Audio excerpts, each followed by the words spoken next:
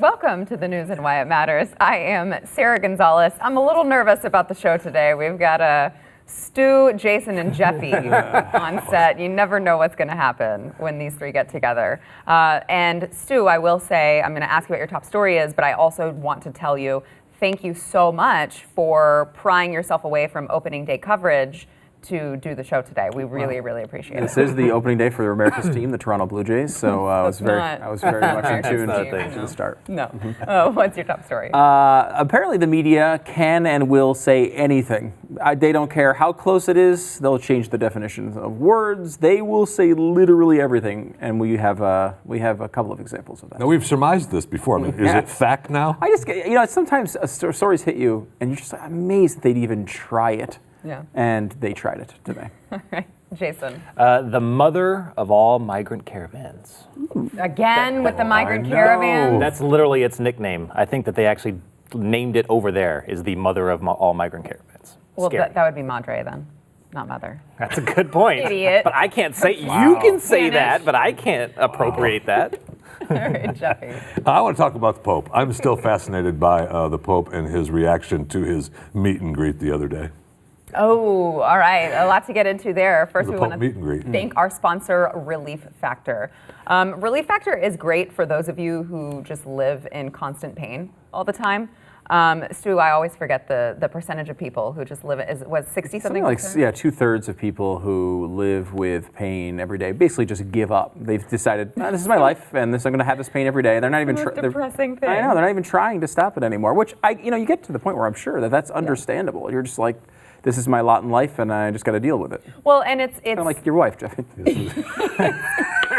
It's also interesting. You don't realize it until you go through constant pain that it affects every single facet of your life. Like, you don't want to do anything. You're grumpy with your family. You're just in a bad mood all the time. Wow, maybe you're hitting home. But Relief Factor can help with that. So Relief Factor tackles the inflammation. It's 100% drug-free. I know it's done wonders for Glenn. It's worked for me as well for my back issues that I have. Jason's had great results on it. We're all using it. It's working for us. Try the 3-week quick start pack for $19.95. 70% of the people who buy that go on to keep purchasing it. It's working for that many people. It can work for you. Go to relieffactor.com to get that quick start pack. Stu. So the media does a lot of spin, as you may know. What? Yeah, occasionally they will spin issues into their favor. I know, it's crazy to hear. And it's something that you kind of expect at this point. And there's some attachment to reality that usually exists. Like they might disagree with your analysis, but they're using some facts or the story. They'll tell it in a way that just tilts it a little bit. Every once in a while, though, it just gets frustrating when they will just literally do anything. I mean, they will do anything to try to convince you. Yeah, it's so blatant. And a couple examples of that today. First of all, let's start with socialism. Now, socialism's been big in the news because Alexandria Ocasio-Cortez and others are talking about it. And a lot of people are mentioning, in response to that, a lot of bad things have happened in socialism. The big black book of communism, if you ever read that, outlines about 100 million killed, and they don't really include the Nazi regime in that. Nazis, of course, famously fought with communists, but they were National Socialists. That's the party, of course, that they were. Isn't that what Nazis stood for? Yeah, I mean, it was the NSDAP, right? This is the National Socialist Workers' Party. This is what they were. And of course, you think, well, getting tied to Hitler, not always good for a burgeoning movement. Sometimes it's negative. So Vox stepped to the plate to defend socialism and gave you this magical headline: Adolf Hitler was not a socialist. Now that is a hell of a thing to argue. This is for real? Yeah, you'll notice, of course, first of all, that they are very specific here, and they use Adolf Hitler was not a socialist, not that the Nazis were not socialists. So they're trying to draw a line there. But of course, Adolf Hitler was one of the first members of the Nazi Party. He, implemented all sorts of socialist plans. I went back and looked at the 1920, the 25 planks of the Nazi Party, the original 25 planks of the Nazi Party. In there, you had outlawing landlords, so you can no longer be those evil landlords. If you ever go to New York, they are always talking about those evil landlords. They had guaranteed jobs and food with a living wage, always a big thing. They had no profiteering on war. which is something you always hear from the right. Then you have nationalizing big companies and big industry. So think about that. Taking the, means of production and moving it to the national level. You had government taking profits from corporations. You had expanding old age welfare, is what they called it, and on and on and on and on and on. The point is, they had a big formation of their party was based on socialism. It really was a dual thing, and I think there are arguments to, if you read Hitler Ascent is a really good story about how Hitler and the Nazis came into formation and their first years in power. And there was disagreement. National Socialism, there were two planks of that party. If Hitler had to pick, if he was in the draft of what he wanted out of the Nazi party between nationalism and socialism, first round pick is probably nationalism. Second round pick is probably socialism. Still low. Reverse of Goebbels, who not only was Hitler's most trusted ally, but also his hand-picked successor at chancellor, right? Like, this was the second Nazi, basically, and he was he believed socialism was much more the answer. And, as time went on, we know that number one concern of Adolf Hitler was he did not like Jews very much. I don't know if anyone noticed this. Big-time racist, loved the war stuff, lots of killing of people, and he downplayed other planks of his party as he went through. He was also the party was very much a big environmentalist party. And people were like, well, they weren't environmentalists. If you look at what they did, they were environmentalists through and through until they got to the point that they really needed tanks. And then they started rolling over lots of trees. They didn't really care about it at that point. There's a reason why Hitler was buddies basically with Stalin back in the day. They basically had the same system. The only difference is that one was National Socialist, the other was International Socialism. Mm-hmm. One, core belief on their economic system, just they had differences on leadership and how that would run. I love the specific of Adolf Hitler was not a socialist. So that is an Obama headline. Yeah, exactly. It's a real justification. Yes, Adolf Hitler did have priorities that I would say were higher than his economic ideology. I think that's pretty clear. But his economic ideology was clear and true socialism, and they voted with the communists. They fought, but similar groups, I don't know if anyone's noticed this in the Islamic world, similar groups fight pretty passionately against each other, even though they're both Islamic. Why are they fighting? Well, the Shias and the Sunnis still fight a lot. This stuff happens. So it's not really a justification there, and to denounce the idea that you can tie National Socialists to socialists, it's one of those things you can't even imagine the media would even try. Let me give you a second example. They weren't done. This is another one. Yes, there's more. There's more. The Economist had an interview with Ben Shapiro. Gosh. Now, Ben Shapiro is, we love Ben Shapiro here. He's a really smart guy, and if anything, he's a very, he's an ideological conservative, but very much not alt-right. That is not who Ben Shapiro is by any means. Any stretch of the imagination. But They attack him nonsense. They hate him. He's one of the biggest victims and targets. He was the biggest victim of anti-Semitic attacks in the 2016 campaign. He is attacked constantly by the alt-right. He has a new book out, which was just #1 on the New York Times bestseller list, so congratulations. He's an Orthodox Jew, for crying out loud. How do you mess this up? I know, it's unbelievable. Anyway, here's the headline, in case you missed it. Inside the mind of Ben Shapiro, the alt-right sage without the rage. Hey. That is Unbelievable. Now, I don't know. It's The Economist. Maybe they just don't even understand the words they're typing because they don't understand American culture. If you're going to type words and be at some sort of mean. publication, you should definitely know what they mean. Yeah, and Ben was pretty pissed off about this because throughout his book, he attacks the alt-right. He calls them racist. He calls them all sorts of things because he is absolutely not a member of the alt-right and is not friendly to them. He's not even. There are some people that are conservatives who, because they believe there's an association, particularly in the voting with Trump. There are times, Breitbart famously called itself the platform for the alt-right. So it's not to say that there's never a tie between someone who is conservative and alt-right. Sometimes, unfortunately, there has been. A lot of the people who worked at Breitbart, Milos of the world, particularly in that era, were I think pretty much alt-right. But that being said, Ben Shapiro is absolutely not that person at all, and to say this is completely wrong. By the way, they did wind up eventually correcting it to this: inside the mind of Ben Shapiro, a radical conservative, which I don't even. It's still they're still trying to denounce him, but I wouldn't mind that denouncement, honestly. What does that even mean? Radical. They took a beating for that headline, though. They finally did change it. They did change it, and look, it's just because Ben Shapiro has a massive following and he has the power to get 10,000 comments about how dumb his story was, so they have to change it. This is, by the way, their editor's note real quick, Jason. It says the article has been changed. A previous version mistakenly described Mr. Shapiro as an alt-right sage and a pop idol of the alt-right. In fact, he has been strongly critical of the alt-right movement. We apologize. So it's exactly opposite of what we implied in the beginning. Like, I just a would little like wrong. a more of an explanation on how they decided to call him alt-right. Well, and then we're like, well, like you said, actually, it's just the exact opposite. Sorry about that. They're not stupid at The Economist. Yeah. I used to read The Economist all the time because it was just there was a very good insight on a lot of global stuff, a lot of stuff. It was just good Sometimes insight. there is that, yeah. Yeah. But like I read this morning, and it was all about an interview they did about his book.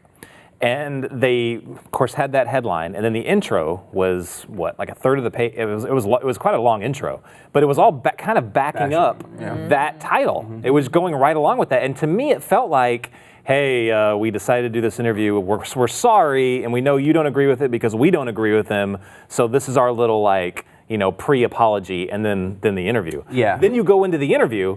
And it's as you think you're about to read, Richard Spencer or something like that after this. And then it's like Ben Shapiro talking about having reason, we need to talk to each other, all this stuff. And it just completely does not make sense. It's almost like a jolt of reality. You're like, whoa, this is not what I expected. And that's the radical conservative. Yeah, the That's Shapiro. the reason and come together. That's very radical. And if you really see the format of that article, it's a standard journalist trick, right? That he has a somewhat friendly interview with him. I mean, he asks some tough questions and he pushes on Ben Shapiro, but then the intro, which Ben was not present for, is just absolutely trashing him. Right. So they trash him, and then they set up this interview, which is like, it was tough questions, but Ben handled them easily, as he typically does.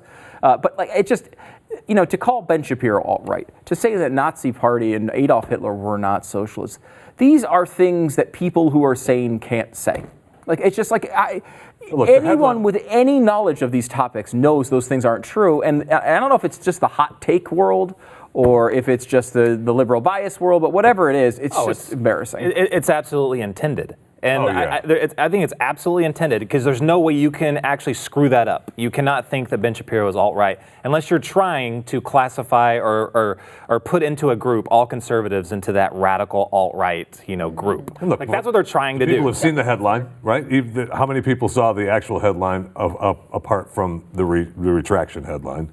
And how many people started reading the opening disclaimer and went, I don't care about the article. Yeah, this is what we knew. It confirms that. We're done. Yeah, that's a great point. People usually read for what, like 6 seconds or something before they move on? 2? Yeah. Well, you don't even read, so how would you know? Jeffy's websites all have pictures. All right, the mother of all migrant caravans when we come back. Sometimes videos. Sometime.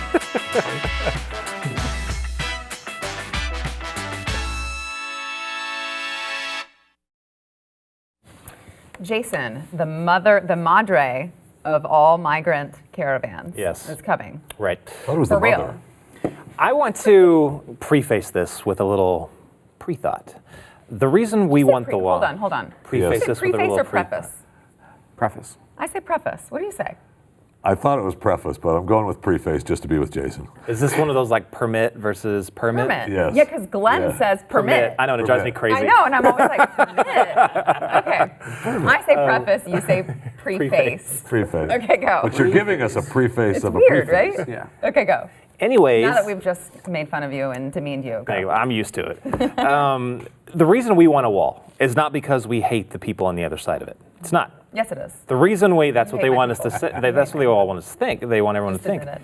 But the reason we want a wall is because we hate our own institutions so badly, our own government so badly, that we don't trust them enough to protect us from something that might happen. Any other eventuality, like a terrorist coming over the border or massive amounts of illegal immigration, we don't trust them to be able to handle that. So let's put up a wall. Let's have the wall so that we don't have to rely on a future government saying, we're just going to do this, we're going to make catch and release even worse, amnesty, all this stuff. The wall makes it to where we don't have to worry about that as much. Still have to worry about it, but not as much. So it's not about hating the people on the other side of it. It's about So you say. not trusting our own government. And this is one of the reasons why we should really be continuing this fight, in my opinion, to get the wall. The madre of all caravans is forming right now in Honduras. It seems like every once in a while there's always another caravan of like 2,000 people. I remember when the first one was like, very first caravan I think was 1,000 people way back like in the spring, last spring, a year ago. It was like 1,000 people. They never made growing, it. yeah. They never made it. They never made it, but it sounded crazy. It was like, oh my gosh, 1,000. Then it like got up to like 2,000 for this last few, like right before the midterms. 20,000 people are now Holy cow. congregating, grouping up, getting organized, meeting in Honduras, and just about ready to step off and take the same route they did before. I mean, that truly is 20,000. That's an invasion. 20,000. There's military units that are about like brigade, battalion size. That's over a battalion. Yeah, that's a couple of battalions that are about ready to march through and try to get through the border. 20,000. But they're children. And at this point, it's a lot more coordinated and organized. Like they've got the whole supply train. You saw them before where they're jumping on trucks, doing that. They literally have a little route where they go from city to city to city where they know they're going to get protection. They know they're going to get help from various transportation companies that will help take them and bring them up to the border. 20,000. Now, I want to couple that with a story that I saw yesterday where over the past 2 weeks, 24,000 border crossers, whether they did it illegally or they got across through some other means, were let go from ICE and basically the catch and release program. They got over the border. ICE processed them, let them go, 24,000. Now, the way, if anyone doesn't know how that system works, the catch and release, basically, we don't have the means to keep that many people. So they catch them, they process them, they give them a little card, letter that says, you will come back. You got to do a scout's honor and the secret handshake. So we know we got you then. And you got to come back to the courthouse on this date, like 3 to 5 days. So or surely they come back on that day. Of course always. they would. Yeah. So the vast majority of them, I can't remember what it was. I was talking to Congressman Gohmert a while back because we actually saw this happening when we went on the border a couple years ago. But it's a large significant percentage that doesn't come. insane. And it's not even, a lot of times it's not just a few days too, isn't it? Sometimes it's months. Yeah. Just go roam the country, see the sights. Yeah. Well, they don't do that. I mean, they would just stay close to the courthouse. Duh. And over the past 3 months, it's been about 108,000 people that have been caught and then released and that are now just out like the wind. Now, just think about how it's progressing. Now we have, so that was 20,000 over the past 2 weeks. We now have 20,000 people that are just about to start making their way up to the border. 20,000. I mean, go ahead. And I was just about to say, like Mexico, like when they were the last caravan, when they were like in Tijuana and they were kind of in those camps. Well, many of those people were just let go. They were taken to other facilities, like warehouses where Mexico could provide some stuff for them. Then they just let them go, which is exactly what they want. So as long as Mexico keeps doing that, that's exactly what the caravan wants. As long as they get there, they get processed, whatever, then let go. Then they can attempt to cross the border without all the media exposure and hoopla. Then they can cross over secretly and quietly. Get caught, then they're let go, and then it's on them to go link up with family members or friends or whoever. And it appeared that that's all the cities wanted in Mexico, right? They just didn't want the people to stay there. They didn't want them in their cities. Yeah. We don't care, where you go. You just can't stay here. Yeah. Right. That's terrible. This is gonna get a lot worse, and it's gonna continue to get worse with the policies that we currently have. I heard the Trump administration is actually not doing anything really to stop it. Like he was actually ramping up catch and release. Well, I mean, the quickest path to the wall actually being built is a video of 20,000 people trying to cross the border at the same time, because that will change the Americans' opinion. And the fact that because they don't believe it, they've been saying, the media has been telling everybody that these things aren't even real. This isn't a crisis. Right. It's not a crisis, except when they say it's a crisis, because when it benefits them, they do say it's a crisis. But I mean, when it comes to the catch and release part, I mean, they've been beaten down in the legal system. They've lost almost every one of these rulings. So I mean, look, the border thing has not gone the way the president has wanted it to go. The media has been part of that. I think court rulings have been part of that. There's no wall, and really, you want to talk about the president getting reelected. You want to talk about the president getting a wall built. I mean, it's a 20,000. The American people would not stand for it. If 20,000 people try to actually do this, because all these caravans have basically been threats, right? They've come up to the border and they've hung out on the other side of the border, and we've created policies to keep them on the other side of the border. And we've seen a few videos where 30 people rush the border at the same time. Right. 20,000 people do this, like there's going to be a sea change in the country, and the polls will change fast on that. So they're just refugees. Well, They're just refugees. They may very They're well be. searching for a better life. You're sure. going to deny 20,000 people a better life. I mean, as bigger. Jeffy did quote the philosophers semisonic, you don't have to go home, but you can't stay here. Thank you. I saw a video that it reminded me of this, Jason. It's from a border town in Texas. I believe the county is Brooks County. Forgive me, I don't know the city. But so if we could play this. Jeffy did not forget you. So this is a traffic stop, right? So the police have stopped this truck. And as you will see, they just take off, okay? So now it's a chase. Surprised they're going to chase him, actually. Are you? Yeah. Because sometimes they choose not to. Yeah. So as they're chasing, they're chasing them down. So notice, if you will, whenever he stops. This is a strange driving pattern. Wrong side of the road. I know. It's like trying to follow Jeffy to his house. We're bailing. So look how many people come out. Look, Wow. Clown look at that. car. How's that even possible? 22, That is amazing. 22 people, 22 illegal immigrants bailed out of one pickup truck on this border town at this stop. 22. Amazing. That's It's crazy. That is amazing. And this is where the border patrol, they get on forgive you TV now. and they're just they just can't even form sentences because they're just like, I see this every day. What do you mean it's not a problem? I mean, they see this stuff all the time. It's amazing, but I mean, people just don't seem to care unless something like that really does happen. I saw Congressman Ilhan Omar. She tweeted a picture where it was I guess they didn't have the room for all the people that crossed over illegally and they caught.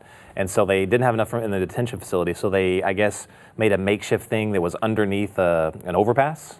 So they just kind of fenced it off, and there's barbed wire and stuff. And you saw that. And she was like, "This is white nationalism." It actually says that, like white nationalism. And I'm like, "What are you talking about? Like, you literally shot down the bill that you could have signed that provided money to build additional detention facilities, but you didn't do it.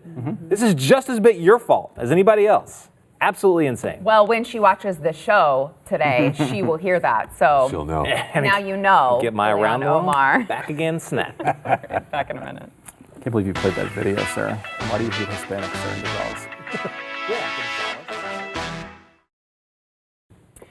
Gonzales? Jeffy, could you tell everyone you happen to have a podcast? Oh my gosh, Could I you do. Please tell everyone all about it. It's called Chewing the Fat with Jeff Fisher. Well, why is it called that? I don't get it.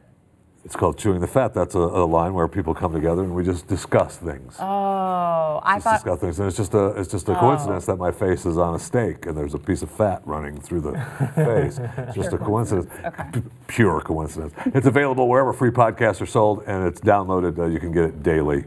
Chewing the Fat with Jeff Fisher. What did you talk about today? Today we talked about what did we talk about? I don't even remember. You don't remember? What we talked about. I don't remember what we talked about. It's not even. It drops at 5:30. So it made such an impact on the host of the podcast. It can also make an impact on you. Thank you. You're so welcome, I don't Jeffy. remember. And if anyone has not signed up yet for Blaze TV, you're missing out. We've got Mark Levin, we've got Steven Crowder, we've got Graham Allen, Chad Prather. We've got this guy over here who's on with Glenn Beck every day. Unfortunately, yeah, it's true. Unfortunately for the audience, or unfortunately for you? Yes. For me being on with Glenn and for the audience. For both. You can use promo code NEWS and get $10 off of your annual subscription. And then that means you qualify to watch our overtime segment that we are about to do right now, talking about Pope Francis. Oh, and I remember what I talked about. I remember. Hurry up, you got 5 seconds. I remember. I was bummed out that I didn't win the lottery.